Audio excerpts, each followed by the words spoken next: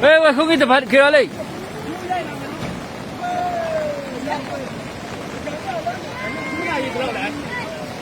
姑奶一块，姑奶一块，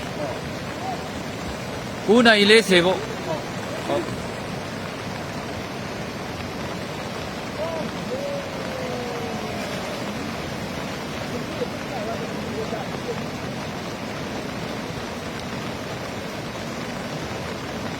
ပါသွားပြီပါသွားပြီဟို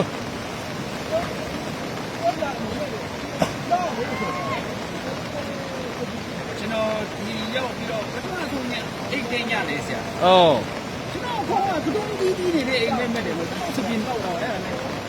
ခုတော့သူစံတန်းဖြစ်တော့ဟုတ်လားဆရာကကတုံးဆိုတဲ့ခုမှမကြမ်းဘူးဟုတ်လေကတုံးငယ်လို့ဖြစ်သွားတာဗောတော့